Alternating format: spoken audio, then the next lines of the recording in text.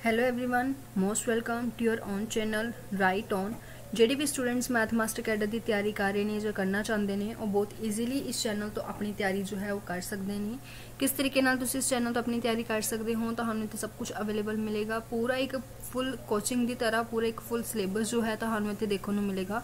बहुत ज़्यादा डिटेल दे विच तुहाडे नाल क्लासेस ने जो लगाईयां गईयां ने जो रिकॉर्ड करके तुहानू प्रोवाइड करवाईयां गईयां ने। ते जेकर तुहानू सब कुछ बहुत पसंद आ रहा है then please don't forget to like, share and subscribe। तो जिमें कि तुहानू पता ही है कि अज आपने जो है सीक्वेंस एंड सीरीज़ का चैप्टर नंबर 16 जो है अपना, इस तो पहला 15 चैप्टर अपने कवर ने कंप्लीट ने। चैप्टर नंबर 16 जो है इस दे विच अज आपने की करना है, ग्रेजुएशन पार्ट नू स्टार्ट करना है। इस तो पहला AP GP सब कुछ HP है ना, AGP वो सारा कुछ आप डिस्कस कर चुके हैं इन द प्रीवियस क्लासेस। जेकर हाल तक तुसी नहीं देखा तो देख लो, काफ़ी ज़्यादा हेल्पफुल होएगा। उस तो बाद ही तुहानू ग्रेजुएशन पार्ट जो है कितने ना किते ईजीली समझ आ जाएगा। ठीक है, तो graduation part is also very very important. तो अज आप जो डिस्कस करांगे इस दे विच तुहानू थंबनेल तो पता लग ही गया होना, बट स्टिल एक बार फिर भी इन्फॉर्मेशन देने आप इहदे विच डिस्कस करांगे सीक्वेंस नू। ठीक है जी, आप डिस्कस करांगे रेंज की है सीक्वेंस की, इक्वल सीक्वेंसिस की होंदियां ने। ठीक है, उस तो बाद अगर आप गल करिए इस तो इलावा जो सीक्वेंस दे विच होर तुहानू देखने को मिलेगा बाउंडेड किहड़ियां होंदियां ते अनबाउंडेड किहड़ियां होंदियां। ठीक है, तो ये सारी 4 टॉपिक्स ने जिहड़े अज इस क्लास दे विच कवर अप होणगे। एंड चलो फिर स्टार्ट करते हैं बिना टाइम वेस्ट किए। सब तो पहले तो ये समझ लैने कि सीक्वेंस हुंदी की है। तो जो आपने इस टॉपिक नू स्टार्ट किया सी उस दे विच ही जिहड़ी मैं तुहानू स्टार्टिंग दे विच डेफिनेशन दी सी वही डेफिनेशन अज आप रिपीट करन लगे हाँ, क्योंकि वही डेफिनेशन जो है वो ग्रेजुएशन लैवल की ही डेफिनेशन है कि सीक्वेंस की हुंदी है। जो तुसी नैचुरल नंबर की गल करते हो, these are my natural numbers. ठीक है, 1 2 3 अप टू सोन चली जाते हैं। इत्थे एक अनदर सैट है दैट इज X। ठीक है, और इत्थे जो मेरे को आउटपुट आई होएगी वो function of 1 function of 2 function of 3 ऐदा करके आई होएगी। इन्हां दे विच की है एक फंक्शन फॉर्म हो रहा है। ठीक है, तो मतलब 1 की आउटपुट की होएगी 1 होएगी, 2 की आउटपुट 2 होएगी, 3 की आउटपुट फंक्शन ऑफ 3 होएगी। तो मतलब जिहड़ी ये फंक्शन की सीक्वेंस बन रही है, function of 1 function of 2 function of 3, ये मेरे को जो सीक्वेंस बन रही है इस सीक्वेंस नू ही आपां की बोलते हाँ, अपने को यही की हुंदी है सीक्वेंस हुंदी है। ठीक है जी, इसनू ही आपां की बोलते हैं सीक्वेंस बोलते हैं। ठीक है, जो कि N to X मतलब नैचुरल नंबर तो देखने नू मिलती है। सिंपल, ठीक है, क्लीयर है। तो यह अपने को थोड़ा इसनू कई बार इस फॉर्मैट दे विच भी लिख लिया जाता है कि जिवें इसनू A1 रिप्रजेंट करता, इसनू A2 कह दिता, इसनू A3 कह दिता। तो इन जनरल जिहड़ी तुसीं सीक्वेंस है उसनू इस तरीके नाल रिप्रजेंट करते हो। ठीक है, तो जिथे AN मेरे को किस इक्वल हुंदी है A1 A2 A3 up to सोन चलती रहती है। ठीक है, तो हुण बहुत सारिया ये चीज़ां ने जो आपां नूं पता होनियां चाहिए ने। ठीक है, फॉर एग्जाम्पल मेरे को हुण कई तरीके दीयां सीक्वेंसिस हो सकदियां ने।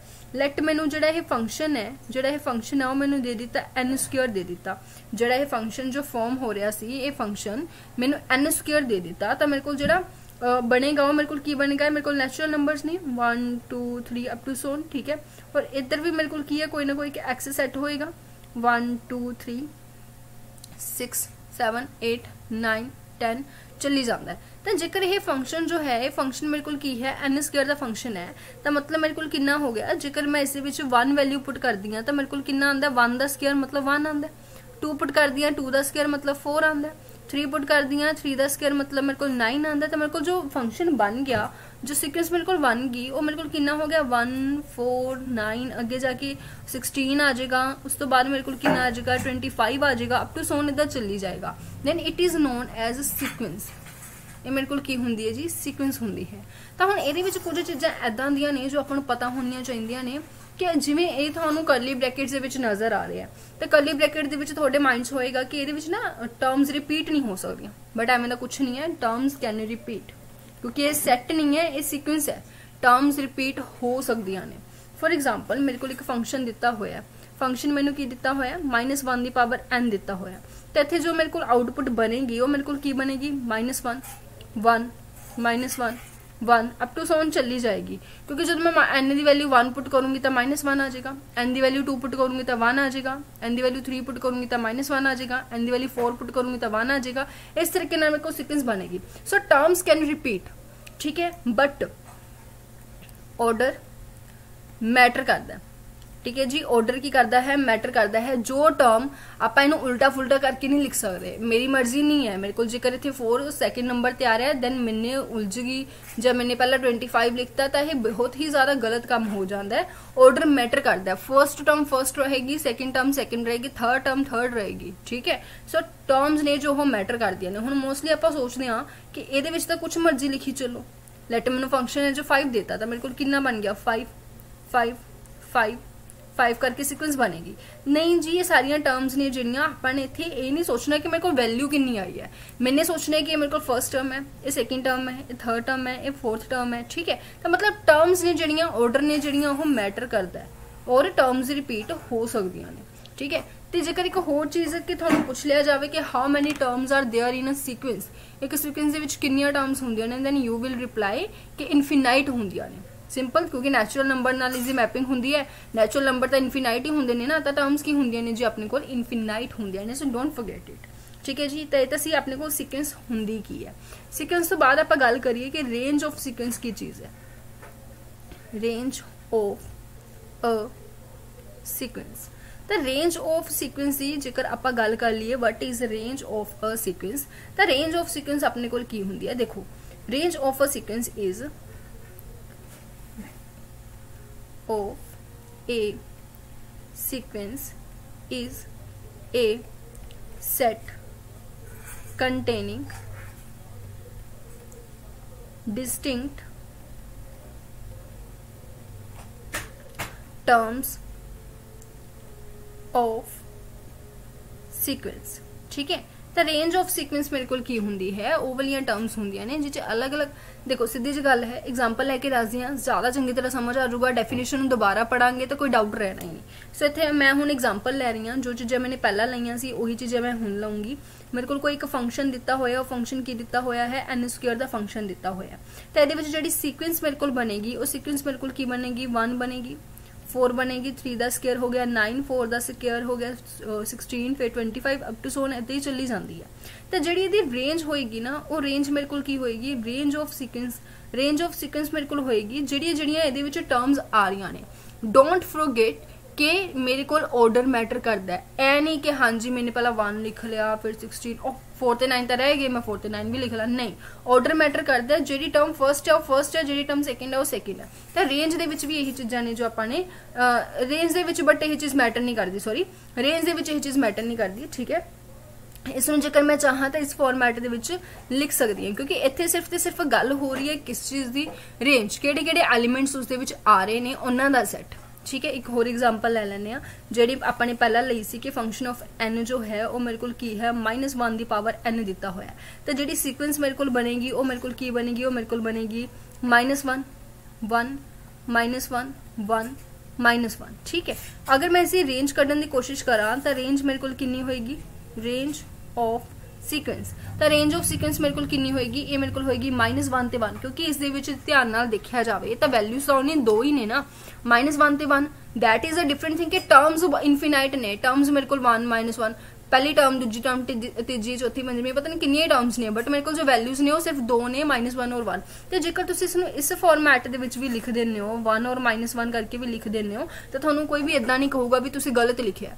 यू आर राइट हियर, ठीक है। तो रेंज जो है उसदे विच ऑर्डर मैटर नहीं करता, बट सीक्वेंस दे विच जो है ऑर्डर मैटर करता है, ठीक है। क्लियर है।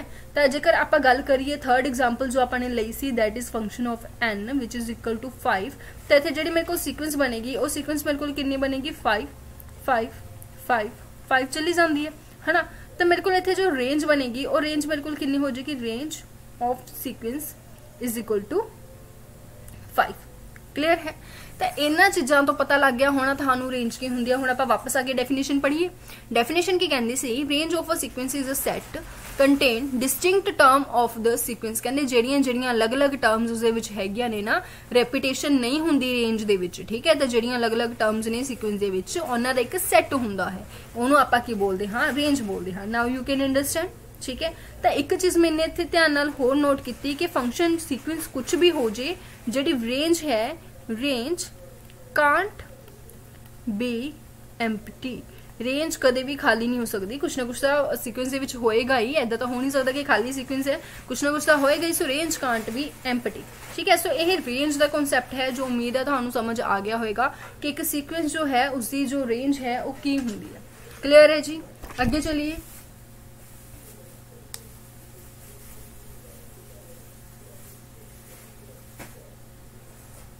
ठीक है, तो ये की होएगा, ये फिनाइट नंबर्स भी हो सकते हैं, इनफिनाइट नंबर्स भी हो सकता, तो तुसीं देख ही लिया कि फर्स्ट दे इनफिनाइट नंबर्स है, सैकेंड और थर्ड दे फिनाइट नंबर्स हैं range they which. So that is depend totally on the question. तो मतलब कहने का की हो गया, एक पॉइंट इत्थे तुसीं अगर नोट करना चाहो तो कर सकते हो कि जिहड़ी सीक्वेंस है उस दे विच हमेशा इनफिनाइट टर्म्स होंदियां ने, ठीक है, इनफिनाइट टर्म्स होंदियां ने, बट जो अपने को रेंज ऑफ सीक्वेंस है वो फिनाइट भी हो सकती है और वो इनफिनाइट भी हो सकती है, that is depend on the sequence. अगे आ जाता जी अपने को इक्वल सीक्वेंस।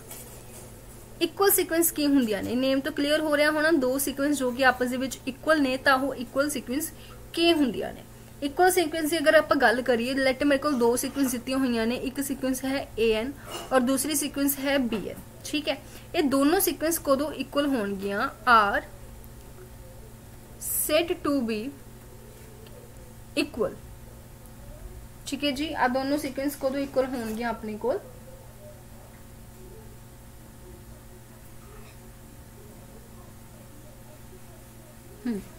दोनों सीक्वेंस कदों इक्वल होणगे अपने को, जो इन्हां दे विच की होणगियां AN BN दे इक्वल होएगा। वेरी वेरी सिंपल, मतलब फर्स्ट टर्म जो है वो फर्स्ट टर्म दे इक्वल है, सेकंड टर्म जो है वो सेकंड टर्म दे इक्वल है, थर्ड टर्म जो है वो थर्ड टर्म दे इक्वल है, ठीक है, nth टर्म जो है वो nth टर्म दे इक्वल है। तो आपां कहांगे भी दोनों सीक्वेंस की हन इक्वल हन, ठीक है। तो इहदे विच जेकर तुसीं ध्यान नाल सोचो, जेकर तुहाडे कोले दो सीक्वेंसेस बिल्कुल इक्वल ने, then it is a very common sense कि range of A1 equal to range of BN, ठीक है। सॉरी इत्थे N आएगा, हाँ जी। तो रेंज ऑफ AN जो है range of BN they equal होगी, ये विच कोई डाउट है ही नहीं। क्यों नहीं डाउट हैगा, क्योंकि तुसीं आप ही देख लो कि जब तो दोनों सीक्वेंस इक्वल हो गया तो रेंज भी तो इक्वल हो ही जाएगी। But converse is not true, converse is not true, जो कन्वर्स है वो ट्रू नहीं है, ठीक है। मतलब if range of AN is equal to range of BN, then it is not necessary, then it is not necessary that AN is equal to BN। जेकर दोनों की रेंज इक्वल है, देन ये जरूरी नहीं कि थोड़े को सीक्वेंसेस भी इक्वल होणगियां, दे कैन और दे कैन नॉट, हो भी मे और मे नॉट वाला चीज आ जाती है, भी हो भी सकदियां ने और हो भी नहीं सकदियां। बट जो थोड़े को सीक्वेंसेस इक्वल ने, then it is really a very simple thing, या फिर आप कह सकते हो कॉमन सेंस कि अपने को रेंज भी की होएगी इक्वल होएगी, ठीक है। हुण इहदी एग्जांपल लैके देख लैंदे आ। फॉर एग्जांपल मेरे को एक सीक्वेंस दी हुई है AN दी हुई है विच इज इक्वल टू -1 दी power n। I don't think so ये डाउट है, काफी बारी आप लै चुके हैं कि यदि मेरे को जो सीक्वेंस है वो आ वाली सीक्वेंस बनेगी और इसकी जो रेंज होएगी वो रेंज मेरे को की होएगी, रेंज इज इक्वल टू -1 ते 1 होएगी। अगर मैं चाहा तो इसनू 1 और -1 भी लिख सकती हूँ, that is my own wish, ठीक है। सो ये मेरे को होएगी। और अगर गल की जाए सेकंड सीक्वेंस ले लें, सेकंड सीक्वेंस मेरे को कितनी होगी, -1 दी पावर n+1 करके ले ली मैं, ठीक है। ये मैंने सेकंड सीक्वेंस ले ली, तो इतने मेरे को जो सीरीज बनेगी वो की बनेगी, जो मैं n दी वैल्यू 1 पुट कर रही हूँ तो मेरे को कितना बन गया जी -1 दी पावर 1+1। तो फर्स्ट टर्म 1 आ गई, सेकंड टर्म मेरे को -1 आ गई, थर्ड टर्म मेरे को 1 आ गई, फोर्थ टर्म मेरे को -1 आ गई, अप टू सोन चली जाता है। सो एक चीज तो मैंने पता लग गया कि जो AN सीक्वेंस है that is not equal to BN sequence. No doubt AN sequence BN sequence equal नहीं है, क्योंकि टर्म्स इक्वल नहीं है, -1 1 दे इक्वल नहीं होंदा, ठीक है। बट जेकर मैं इसकी रेंज कड्डा तो ये रेंज कितनी आ गई मेरे को, ये रेंज आ गई -1 and 1, ठीक है। तो -1 and 1 इसकी रेंज है, इसकी भी रेंज है। तो मतलब मेरे को की हो गया, रेंज इक्वल हो गई पर सीक्वेंस नहीं इक्वल हुई। तो इतों पता लगता है कि जो इसका कन्वर्स है वो ट्रू नहीं है, ठीक है जी, वो ट्रू नहीं है। अगर थोड़े को रेंज इक्वल है then it is not necessary कि थोड़े को सीक्वेंस भी इक्वल हो गई। Here you can say that range of AN is equal to range of BN, but sequence equal नहीं है, ठीक है। क्लियर है। हुण अज होर की गल करनी है which is also very very important topic, that is bounded and unbounded. Bounded and unbounded sequence. हुण बाउंडड की हुंदी है ते अनबाउंडड की हुंदी है, ठीक है। बाउंडड का मतलब बाउंड होना, अनबाउंडड का मतलब बाउंड ना होना।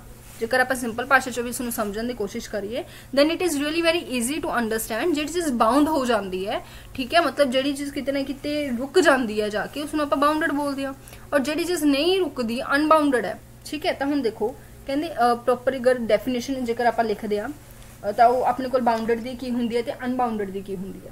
ਬਾਉਂਡਡ ਤਾਂ ਹੁੰਦੀ ਹੈ ਜੀ ਆਪਣੇ ਕੋਲ ਅ sequence,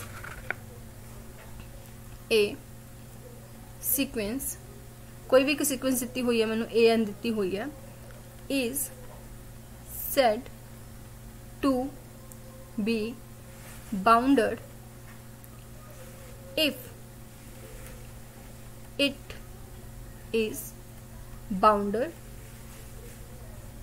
above as well as bounded below। कोई भी सीक्वेंस उदो बाउंडड होएगी जो यह बाउंडड अबव भी है और बाउंडड बिलो भी है, ठीक है। बाउंडड अबव भी है और बाउंडड बिलो भी है। तो फिर दूसरे शब्दों में इसनूं किवें लिख सकते हो, कहंदे if there exist two real numbers, कोई एक एच लैने इन जनरल आप हमेशा ते के लैने सच दैट मेरे को किन बन गया H less than A N less than के। मतलब जो थोड़ी सीक्वेंस है वो जिहड़े एलिमेंट्स नहीं वो एच तो छोटे नहीं हो सकते और के तो बड़े नहीं हो सकते। फॉर ऑल एन कोई भी एक नैचुरल नंबर होएगा। सीधी जी भाषा च दसा, ये मेरे को नंबर लाइन है, इत्थे मेरे को कितना किते एच पे है, इत्थे मेरे को कितना किते के पे है। थोड़ी जिहड़ी सीक्वेंस दी टर्म्स होणगियां वो इहदे विच रह जाणगियां, ना ये तो अगे जाणगियां ना ये तो पिछे जाणगियां। तो जिथे वो चीज बंद होगी तो आप कहांगे कि हाँ जी ये लिमिट होगी, इतों अगे नहीं, इतों इधर नहीं जाना, इतों इधर नहीं जाना, that is known as bounded sequence. सीधी जी गल सिंपल शब्दों में जेकर तुसीं समझण दी कोशिश करो, ठीक है। तो ये मेरे को की हुंदा है बाउंडड हुंदा है। हुण जेकर तुसीं गल करो वट इज अनबाउंडड, अनबाउंडड की हुंदा है। अनबाउंडड की जेकर तुसीं गल करो, अनबाउंडड दे विच तीन चीज़ां देखण नूं मिल जांदियां ने, तीन चीज़ां देखने को मिल जांदियां ने, जां तो वो बाउंडड अबव होएगा, जां वो बाउंडड बिलो होएगा, जां वो कुछ भी नहीं होएगा, ठीक है। तो मतलब कहंदा की है, लैट इत्थे मेरे को कोई भी सीक्वेंस है, आपां ने कहा पिछे ही देखा, पिछे तो मेरे को की है इधरों भी रस्ता बंद हो गया, इधरों भी रस्ता बंद हो गया। इत्थे इन्होंने एक जगह ते कहता कि कोई भी वैल्यू जो है इस तो इधर नहीं जानी चाहिए, इधर जिधर मर्जी चाहिए जाए, है ना। कोई भी वैल्यू एच तो छोटी नहीं होनी चाहिए, वड्डी जिन्नी मर्जी हुई जाए, वड्डी तो फिर अप टू इनफिनिटी तक चली गई, तो हो तो ये अनबाउंडड ही गया ना। एक जगह तो रस्ता बंद हो गया बट दूसरी जगह तो ओपन है ना। जेकर यही गल आप करिए कि कोई भी वैल्यू के तो वड्डी नहीं होनी चाहिए, छोटी जिन्नी मर्जी हुई जाए, तो यह भी तो एक तरीके अनबाउंडड ही हो गया। अच्छा जेकर कोई रोक है ही नहीं, ना इधर है ना इधर है, माइनस इनफिनिटी तो इनफिनिटी तक पूरी दी पूरी सीक्वेंस थोड़ी जा रही है, तो वो मेरे को की हो गया, तो बिल्कुल ही अनबाउंडड हो गया। तो ये तीन चीज़ां ने जिहड़ियां चीज़ां ने वो अनबाउंडड दे विच देखण नूं मिलदियां ने, ठीक है। तो सीधी जी गल तुसीं कह सकते हो कि अगर कोई भी सीक्वेंस तुहाडे कोल बाउंडड नहीं है तो उसनूं तुसीं की बोलते हो, अनबाउंडड बोलते हो, ठीक है। अगर तुसीं डेफिनेशन लिखना चाहते हो तो लिख सकते हो अ सीक्वेंस, ठीक है, a sequence an is said to be bounded above if an less than equal to k for all n belongs to natural number। हुण बाउंडड अबव का की केस हो गया, आ देखो कहंदे अबव अगे तो इसनूं बंद करता, पिछे जिन्नियां मर्जी टर्म्स जाई जान, मतलब जड़ियां भी टर्म्स होणगियां वो के तो छोटियां होणगियां, वड्डी कोई भी नहीं होगी, ठीक है। तो ये अपने कोल की हो गया बाउंडड अबव हो गया। सिमिलरली अपने कोल की होएगा जेकर मैं कह देवां भी सारियां ही टर्म्स ने जड़ियां वो की होणगियां छोटियां वड्डियां होणगियां एच तो, ठीक है। तो ये मेरे कोल की होएगा बाउंडड बिलो वाला केस हो जाना है, ठीक है। अनबाउंडड का तो तुहानूं पता ही है, ठीक है। तो इन सिंपल जी गल है, सीक्वेंस जो होंदी है कि टेबल बना रही है थोड़ा ज़्यादा क्लीयर हो जाऊगा। सीक्वेंस जो होंदी है वो किस फॉर्मैट दे विच होंदी है, वो दो हो सकती है, जा तो वो बाउंडड हो सकती है, जा हो की हो सकती है अनबाउंडड हो सकती है, ठीक है जी। ਜਾਂ ਫਿਰ ਉਹ ਬਾਉਂਡਡ ਹੋ ਸਕਦੀ ਹੈ ਜਾਂ ਫਿਰ ਉਹ ਅਨਬਾਉਂਡਡ ਹੋ ਸਕਦੀ ਹੈ। ਠੀਕ ਹੈ, ਅਗਰ ਉਹ ਅਨਬਾਉਂਡਡ ਹੈ ਤਾਂ ਇਹਦੇ ਤਿੰਨ ਕੇਸ ਅੱਗੇ ਬਣ ਜਾਂਦੇ ਨੇ। ਕਿਹੜੇ? ਕਿ bounded, above, but unbounded below। ठीक है, दूसरा केस इसका केड़ा बन जाता है? Bounded below but unbounded above. और तीसरा केस इसका केड़ा बन जाता है? Unbounded below and unbounded above. तो आ तीन केस बन जाते हैं जी सीक्वेंस दे विच, जेकर बाउंड है या अनबाउंडेड है। फॉर एग्जाम्पल इसकी एग्जाम्पल ले लेने आपां। फॉर एग्जाम्पल इत्थे मैं कोई भी एक एग्जाम्पल लै रही हूँ विच इज़ वेरी पॉपुलर कि ए एन मिल के कोई भी एक टर्म दी हुई है which is equal to 1/n। तो जेकर असं तुम सीक्वेंस बनाओगे तो की बनेगी? 1 बनेगी, 1/2 बनेगी, 1/3 बनेगी, अप टू सॉन, है ना। तो क्लीयर जी गल है। इस जो लोअर बाउंड है वो 0 है क्योंकि 0 ते जाके सॉरी हाँ जी लोअर बाउंड जो है वो 0 है क्योंकि 0 ते जाके इसने स्टॉप होना है। ये चीज़ सारे पता है क्योंकि 0 ते जाके क्यों स्टॉप होना है। आप की करा करांगे क्वेश्चन को सॉल्व किमें करना है वो भी मैं तुहानू दसूंगी। ठीक है जी, तो यह 0 ते जाके क्योंकि एक टाइम ते जाके इसने की होना बहुत छोटा हो जाना है ना। जिमें जिमें डिनोमिनेटर वड्डा होंदा जांदा है 1/, उवें उवें तुहाडे कोल की है 0 ते क्लोज आंसर आंदा जांदा है। ते जदों तुहाडे कोल इनफिनाइट हो जाएगा 1/∞ 0। क्लीयर जी गल है। तो एक इसकी जो अपर बाउंड है वो मेरे को की होया करेगी 1 होया करेगी। 1 इज इट्स अपर बाउंड। ठीक है, तो मतलब ये बाउंड हो गया। यदि ऊपर वाली लिमिट भी है नीचे वाली लिमिट भी है। ठीक है, तो मतलब यही की है 0 तो लैके नंबर लाइन 0 तो लैके 1 दे विच विच है इट इज बाउंडड। बट अगर आप गल करिए इत्थे मैंने कोई भी एक एग्जाम्पल लै ली A N is equal to N, तो हुण इत्थे जो मैं लिमिट्स पुट कर रही हूँ तो मेरे को कितना आ गया 1 2 3 अप टू सॉन जाई जांदा है। हुण इसी एक बाउंड तो मैनू पता है। ठीक है, इसी एक बाउंड तो मैनू पता है केड़ी पता है सॉरी इत्थे माइनस लै लो मैं उल्टा लैगी एग्जाम्पल -1 -2 -3 अप टू सॉन -∞। ठीक है, तो इसकी जी अपर बाउंड है अपर बाउंड तो मैंने पता है अपर बाउंड ये कितनी होगी -1 होगी। तो जेकर तुम नंबर लाइन के उपर देखो तो मेरे को किस तरीके हो गया -1 हो गया। -1 तो नीचे कितनी टर्म्स जा रही ने मैनू नहीं पता अप टू सॉन -∞ तक जाई जांदियां ने। मतलब एक जगह तो यह बाउंड है एक जगह तो यह बाउंड नहीं है। और ये बाउंड कितों है? उपरों बाउंड है कि सब तो वड्डी वैल्यू इन्नी है उससे छोटी छोटी जिन्नियां मर्जी हो जान। Then that is example of bounded above but unbounded below. Similarly जेकर मैं इत्थे ए एन दी value is equal to N लै ला तो मेरे को कितना बन जाएगा 1 2 3 अप टू सॉन जाई जाएगा। ठीक है जी, सब टू सॉन जाई जाएगा। तो जेकर तुसी इस दी लोअर बाउंड की गल करो तो तुसी इत्थे कहोगे कि जिहड़ी लोअर बाउंड है वो एग्जिस्ट ही नहीं करती। इसकी जो लोअर बाउंड है that is do not exist या डज नॉट एग्जिस्ट नहीं करती वो। ठीक है, तो सिमिलरली इत्थे मैं देखांगी कि इत्थे जेकर मैं नंबर लाइन के उपर समझने की कोशिश करा 1 मतलब 1 तो वड्डियां जिन्नियां मर्जी हो जान। तो इसकी जो लोअर बाउंड है लोअर बाउंड मेरे को कितनी है वो 1 है। ठीक है, तो मतलब अपर बाउंड जो है वो एग्जिस्ट नहीं करती। तो ये बाउंड तो हो गया ना बट एक साइड तो होया करके ये की है बाउंडेड बिलो है और अनबाउंडेड अबव है। अनबाउंडेड तुसी आप ही समझदार हो। लेट इत्थे मैंने कोई भी एक एग्जाम्पल ले ली A N is equal to -2 दी पावर एन। तो इसकी जब मैं सीरीज अगले पेज से बनाइए हाँ जी, तो मेरे को कितना है A N is equal to -2 दी पावर एन। इसकी जो मैं सीक्वेंस बनावा तो सीक्वेंस कितना बनेगी -2 4 -8 16। हुण तुसी आप ही देखो कि यह -2 ठीक है इत्थे -2 है। ठीक है, इत्थे जो किते जाके 4 आएगा। ठीक है, इत्थे जो किते जाके -8 आएगा। ये तो इनफिनिटी वाल भी जाई जांदा और -इनफिनिटी वाल भी जाई जांदा। ना तो इसका कुछ पॉजिटिव वाल कोई मैनू बाउंड मिल रहा है ना इसका कोई नेगेटिव वाल मैनू बाउंड मिल रहा है। तो यह मेरे को की हो गया जी अनबाउंडेड हो गया जिससे ना तो कोई अपर बाउंडेड है ना ही कोई इसका लोअर बाउंड है। ठीक है, क्लियर है। तो यह है अपना बाउंड और अनबाउंडेड सीक्वेंस वाला कॉन्सैप्ट। ठीक है, नैक्सट वीडियो के आप डिस्कस करांगे कन्वर्जेंट सीक्वेंस की है डाइवर्जेंट सीक्वेंस की है। ठीक है, सब तो इंपॉर्टेंट चीज अपने क्वेश्चन नू सॉल्व किमें करना है।